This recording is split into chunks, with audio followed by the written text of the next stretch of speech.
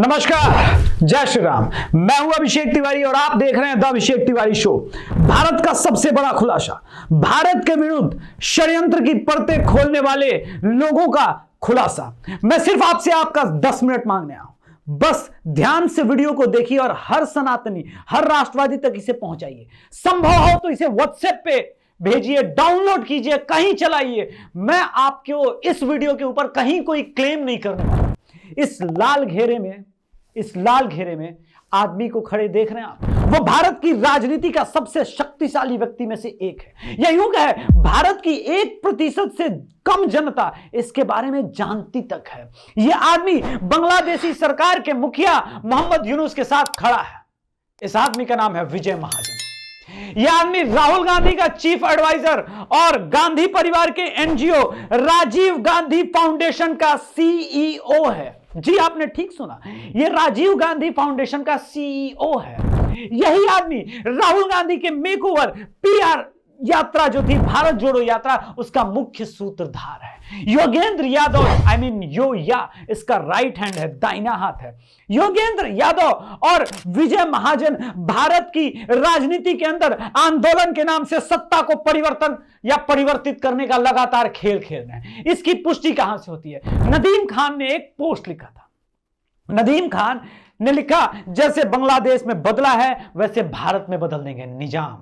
आप भारत जोड़ो यात्रा के समय राष्ट्रीय अधिवेशन के मंच पर नदीम खान को भी देख सकते हैं। यह नदीम खान दिल्ली पुलिस के द्वारा 2 दिन पहले अरेस्ट किया जा चुका है। सारे कम्युनिस्ट और ह्यूमन राइट एक्टिविस्ट कर रहे हैं, अरे भाई साहब, ये मेसी और रोनाल्डो थोड़े न है, ये तो गोलकीपर है, ये तो डिफेंडर है, ये तो ह्यूमन राइट एक्टिविस्ट है, ये तो विकेट कीपर यूसुफ, क्या यार विकेट कीपर धोनी है, वैसा है कुछ। खैर, अब आते हैं विजय महाजन के। ये विजय महाजन फोर्ड फाउंडेशन के प्रोडक्ट हैं, मोहम्मद यूनुस भी फोर्ड फाउंडेशन के प्रोडक्ट हैं। जब फोर्ड फाउंडेशन वाला भाई शेख हसीना के समय लीगल चैलेंजेस फेस कर रहा था, ये वही वैसे मोहम्मद यूनुस है जिनके शासनकाल में पिछले 5-6 महीने के अंदर जो बांग्लादेश के अंदर हिंदुओं के का रक्तपात हुआ, उसके होल एंड सोल उत्तरदायी यही है। एनीवेज, वहां पे नहीं जाते। जब बांग्लादेश की शेख हसीना थी, उस समय जब ये लीगल चैलेंजेस फेस कर रहे थे, उस वक्त फोर्ड फाउंडेशन के एक्स ट्रस्टी नारायण मूर्ति और विजय महाजन ने इनको समर्थन का लेटर लिखा था। यह आश्चर्यजनक संयोग है कि विजय महाजन और डॉक्टर जीके जयराम, इंफोसिस के पहले चेयरमैन, ने training institute for Congress leadership शुरू किया था, जवाहरलाल नेहरू लीडरशिप, अप्रैल 2010 में। यस, IPSMF जो जुबैर, आरफा खानम शेरवानी, कारवा मैगजीन या आर्टिकल 14 जैसे लोगों को फंडिंग करता है, ये सब इंफोसिस और इनके मित्रों के द्वारा किए जा रहे हैं। 1982 में फोर्ड फाउंडेशन के अफसर दीप जोशी ने एक ट्रेनिंग एनजीओ बनाया था, ठीक वैसे ही जैसा 2010 में था, जिसके को फाउंडर ऑफ कोर्स विजय महाजन थे। और कौन? इनको लगातार फंडिंग मिली फोर्ड फाउंडेशन से, अलग अलग यूएस की कंपनियों से। और विजय महाजन जैसे लोग जो किसानों के नाम पर कांड करते हैं, खुलेआम कहते हैं भाई साहब निजाम बदल देंगे, वो विदेशी एग्रो केमिकल जिसका नाम बायर है, BAYER, विजय महाजन या यूया कहते हैं हम किसानों के लिए काम करते हैं। पर किसानों को पता है क्या कि एग्री केमिकल और सीड ज्वाइंट का मोनेस्टो को जो फंड होता है वो विजय महाजन का एनजीओ करता है। वाह! खैर, विजय महाजन के बच्चे स्विट्जरलैंड में मस्त एंजॉय मार रहे हैं, उनको कोई दिक्कत नहीं है। और बाकी फोर्ड फाउंडेशन और CIA के कनेक्शन के बारे में अगर मैंने आपको बताया तो आपकी बुद्धिमत्ता पर संदेह मैं करूंगा, वो मैं नहीं करूंगा और करने की आवश्यकता भी नहीं है। खैर, CIA के द्वारा लिखी एक डॉक्यूमेंट जो बताता है कि यूएस सीक्रेट एजेंसी 2010 से बीजेपी के नेताओं को, बड़े नेताओं को सर्वेलेंस पर रखी हुई थी। कमाल की चीज है। अब आते हैं उस प्रेस कॉन्फ्रेंस के ऊपर जो संबित पात्रा जी ने किया था। संबित पात्रा ने क्या कहा था प्रेस कॉन्फ्रेंस में? वही बांग्लादेश के एक पत्रकार हैं Mushfiqul Fazal Ansari. Oh my god, accent तो बड़ा गजब है, मुशफिकुल फजल अंसारी। एनीवे, वो अंसारी साहब क्या करते हैं आपको पता है? चलिए बताते हैं। ये OCCRP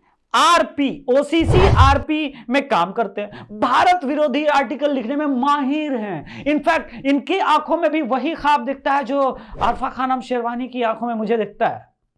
सालों हमेशा गलत सोचोगे, गजवाए इनका ख्वाब दिखता है बे।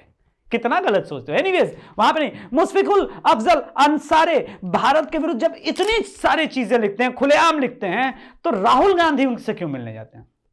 अरे ये क्वेश्चन तो मैं भी सोच रहा हूं यार, इसका उत्तर तो मुझे भी नहीं पता, लेकिन राहुल गांधी मिलने गए, ये रही तस्वीरें, ये रहे फोटोग्राफ, और कमाल की बात है राहुल गांधी के साथ जो खड़े हैं वो सैम पित्रोदा, वही 1984 हुआ तो हुआ। एनीवे सैम पित्रोदा, और ये जब भारत विरोधी कुछ बातें बोल रहे होंगे तो बड़े गौर से मिस्टर अंसारी ऐसे करके सुन रहे हैं। हाँ क्या बात है, इसको अमल किया जा सकता है, इसके ऊपर कुछ आर्टिकल लिखा जा सकता है। और संबित पात्रा ने पहली बार खुल करके राहुल गांधी और पूरे कांग्रेस की इस इकोसिस्टम को देशद्रोही बोला। एनीवेज एक और ट्वीट मैं आपको दिखाता हूं जो अभिषेक तिवारी शो ने अभी थोड़ी देर पहले किया। उसमें खुल के ये जो आशिकों का गुरूर शशि थरूर साहब है वो कहते हैं माई क्लोज फ्रेंड सोरस। ओ माय गॉड, ये 2009 का वैसे ट्वीट है, यानी खुल करके कांग्रेस ये बताने से नहीं झिझक रही कि उनके और सोरस के कनेक्शन है।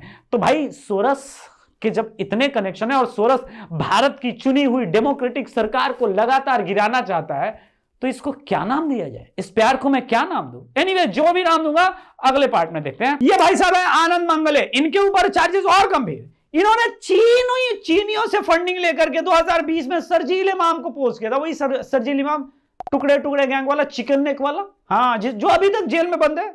ये मिस्टर अंसारी के साथ वही OCCRP में काम करते भाई साहब, सेम मैगजीन, सेम पत्रकारिता यार, और सेम भारतद्रोही वाला काम। ये पत्रकार के अलावा पता है क्या है? ऑफ कोर्स कांग्रेस के नेता हैं। ये कनेक्शन तो आपको पहले समझना चाहिए। और अगर आपको इस वीडियो के देखने के बाद भी लगता है कि कांग्रेस भारतीयों के साथ है, भारत के साथ है, तो मुझे लगता है कि हम यूएस के उस हिस्से को समझे जो चाहता है कि भारत के अंदर ठीक वैसा ही एक पीएम बने जैसा पीएम बांग्लादेश के अंदर इन्होंने बना के रखा है। Of course a puppet PM. तो क्या आप एक पपेट पीएम चाहते हैं, या आप भी मेरी तरह राष्ट्रवादी हैं? अगर आप भी मेरी तरह से राष्ट्रवादी हैं तो चैनल को सब्सक्राइब कीजिए, वीडियो को लाइक कीजिए, वीडियो को शेयर कीजिए, और नमस्कार जय श्री राम का कमेंट बॉक्स में नारा लगाइए।